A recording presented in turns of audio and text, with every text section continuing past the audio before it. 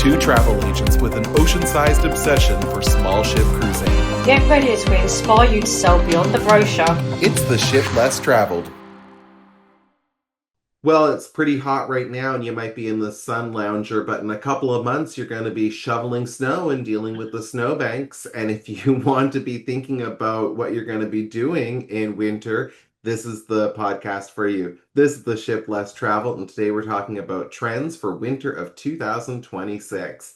Lorraine, are people already inquiring with you about winter getaways?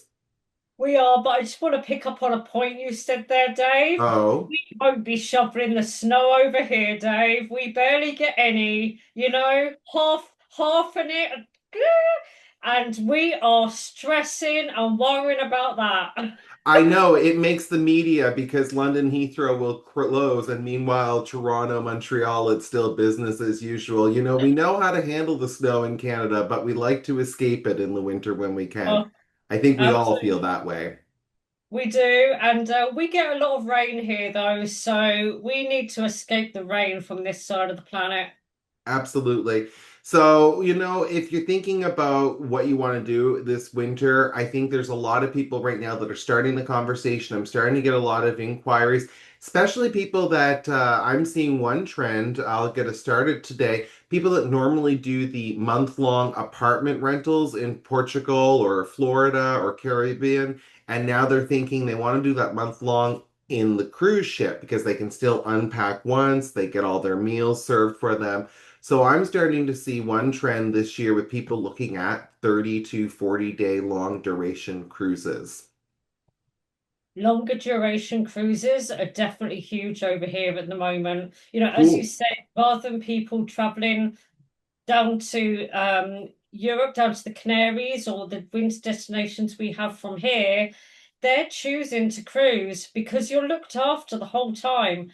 I mean, you're not going to a chalet or an apartment and cooking every day, or choosing where you're going to eat every night in the restaurants and spending a fortune.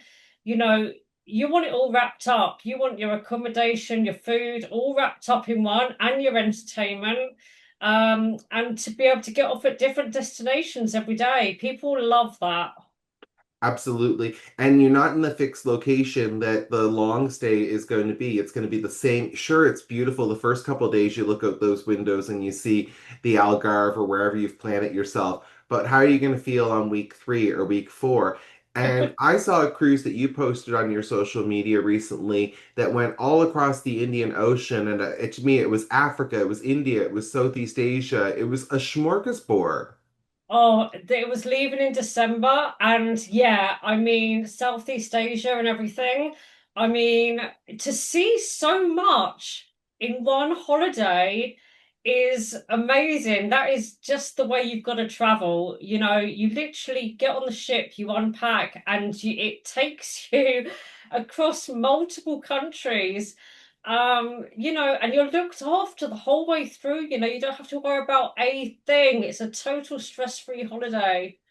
And we talk about that often. We think about just the immediate comforts, that there's a spa on the ship and your food and your dining and entertainment. But it's also important to point out too, especially for people going on these 30-day, 40-day longer cruises, that they also do have the medical facilities. So if you are, worried about being away from a doctor, you shouldn't be. There's a doctor on board. They've got everything thought out to keep you going for those longer hauls.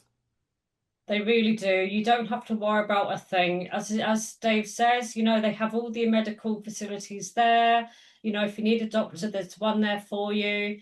You don't have to worry. Well, I don't think you need to wait until the temperature starts to dip and the snow's in the air to be booking your winter getaway. I know kind of when that weather happens, everybody starts thinking about it. But if you can wrap your brain around thinking about it now, you will be rewarded. What are some of the benefits of booking early? Well, better cabin selection is the first thing I think about. What would you add to the mix? Absolutely. Availability of cabins, to get the best available, the cabin that you're looking for on that ship. You're going for a month or more. You want some really great accommodation for that amount of time. So you need to book early for that. Absolutely. Also, flights is huge. The earlier you book flights, the better the price you get. The closer to departure, the more they're going to the higher they're going to go. So flights is a big thing when you're thinking about booking a cruise for that length of time. Exactly, and especially if you end up being needing a flight that's intercontinental from the other side of the world, and if your long haul cruise overlaps things like Christmas or Easter or any of the times that can cause airfare to go up, get that stuff booked early. And right now, I'm seeing some great airfares for those parts of the world, even in the premium cabins. If you want to experience an upgrade, why not? Yeah, definitely. If you go, If as you you can said, do if you it. go for that length, you want to be, in home from home really for that amount of time. Absolutely. So another hot trend we're seeing here in Canada, a lot of interest in Central America and South America. For us, it's a great trip. It's a straight shot down, and so we don't have a lot of time zones to jiggle with. Air Canada, our national carrier, is starting new services to a lot of exciting gateways, but also they're renewing their services into Cartagena, Colombia. And that's an interesting city right now because I'm sure you've heard there's river cruising in Colombia right now, and this is a very hot trend I'm seeing in Canada. I know Colombia is really big here too, and those ships, they're filling. People want to see Colombia and experience it in a whole different way. So a river cruise is the way to do it. Absolutely. I only know of one operator that's doing it, and we work with the operator. So if anybody, has questions or they, want information, they want rates, they can let us know. But these are essentially 1 week circuits out of Cartagena, and they bring you into the heart of Colombia, and they bring you back to Cartagena at the end of it. So it's 1 week. If you wanted to combine that with a week of resort or other activities, I think it would be a perfect piece of a puzzle. Yeah, absolutely. When you're traveling that far, you've got to combine it with some land Yeah. to really make the most of that holiday. But apart from Colombia, over here, of course, the Caribbean is always big. Mm. The UK for winter holidays. Um, traveling across to Florida is pretty easy from here. So we board our ship and we go off for a few weeks to a month in the winter. Brits love that too. I've been seeing some cruises road to Southampton that are the longer hauls that are basically a transatlantic with Caribbean and then a return transatlantic added on. And I love Cunard, and they're doing some great itineraries out of New York. And some of those have transatlantic segments, or you just go in and out of New York. And I think a lot of Canadians should be thinking more about those cruises because typically Canadians will go down to Florida.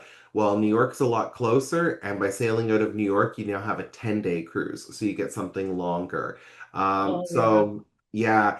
Another thing though for Caribbean, our small ship sailing on tall ships, which we definitely love to help people find their way to those experiences. I know you recently experienced one in the Mediterranean, and I've been on one in the Mediterranean. I would love to do that in the Caribbean. It would be Oh. like Pirates of the Caribbean for me.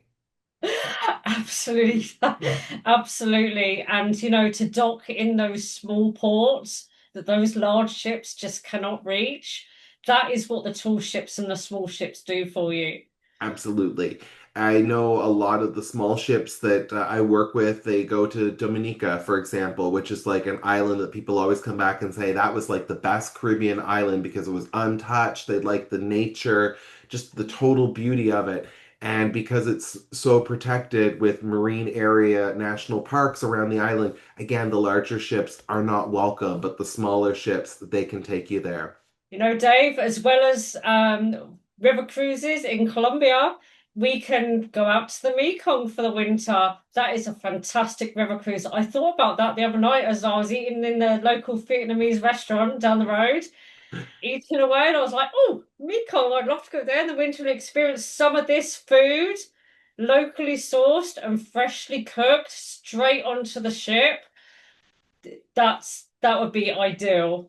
I love those Mekong River cruises. I mean, yeah, the food in that area of the world, what a great culinary profile. Anybody who's eaten that type of food knows.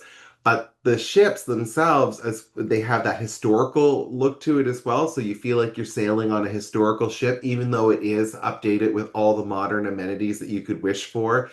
And then you get from Vietnam, you get over to Cambodia, you can check out Siem Reap. And I'm thinking about add-ons today, but you do that river cruise, and then you have so many great beach areas in Southeast Asia that if you still want the week of a resort on the beach, your White Lotus moment, you can add that on and make it happen. Oh, absolutely. All of the major cruise lines can help you with that, and we can help you with that. Absolutely. Well, if you need help with your exotic river cruise or your winter 2026 getaway or whatever it is that we can help you with, and you're in North America, I'd love to connect with you. My name is Dave Wentworth, and you can reach me on my agency website, destinationwhatever.com. And I'm Lorraine McCower, and you can reach me at bespokecruiseholidays.com.